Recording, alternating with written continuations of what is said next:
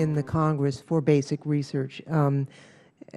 It's good that we reiterate that because we've had little dust-ups on other things, but if we continue to have that solid support across the political spectrum, I think our country's future will be much brighter, and it was good to hear a reaffirmation of that.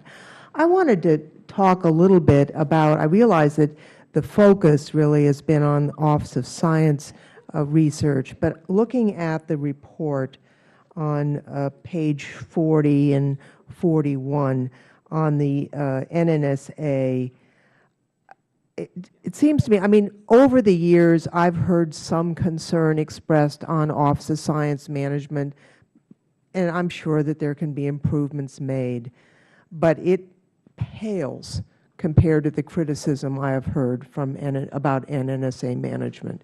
And as you point out on page 41, NNSA does have a national weapons focus, but they also fund science. And I think if we do not focus on the outrageous mismanagement at NNSA, with most of the money is there, and tie in the reform effort, because they have a huge role to play in science as well as weapons security, we're going to miss a big bet. Now, I realize Armed Services also has, committee has some jurisdiction, but we do too in terms of the science issue. And I'm wondering, Mr. Stepp and Mr. Spence, I realize that wasn't the focus of the report, but if you think that some of the recommendations made, well, I'll just give you an example. NNSA headquarters made a budget finding about Lawrence Livermore National Lab in terms of what they could yield on user fees that was completely made up. They never consulted with the lab.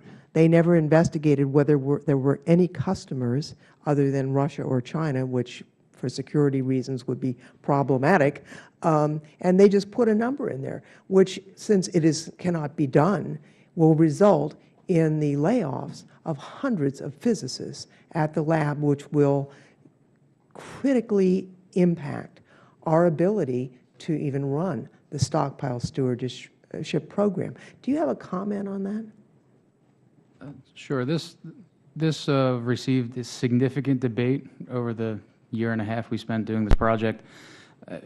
And I'll give you my personal opinion. There's not one recommendation in the report that I think shouldn't be applied to the NNSA labs. I think ultimately we decided that because Congress is taking a very unique and special look at NNSA, and there's now a task force that came out of NDAA and what they're going to propose, that given all of those complexities, we didn't want to get these recommendations wrapped up in those things. But we do make the comment in the report that ultimately spurring more technology transfer, more efficient management, all of those principles should be taken to NNSA. And ultimately, whether or not Congress decides to reform the NNSA management structure, give it back to DOE, do whatever it is, I think those principles hold for whatever that new structure is going to be.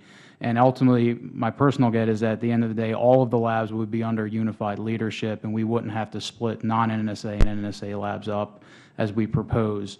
But I think we're happy to at least get 13 of the labs under one unified leadership. No, I understand. Right. Are there other witnesses who wanted to comment on that? Well, certainly, the NNSA labs do contribute a lot to both the science and the energy missions. And similarly, actually, at my lab, I do a lot of work in support of the nonproliferation programs for NNSA. And in fact, there's a very healthy interaction between some of the technologies developed. Right. And so, as Mr. Stepp said, although in areas of national security, there are some things that you stay away from tech transfer because, sure, we call that espionage.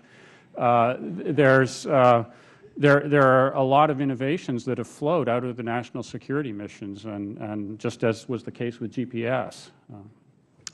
And if I could add to that, having spent 20 years in a national security laboratory, there is great synergy between what the NNSA labs and the bulk of the national labs do.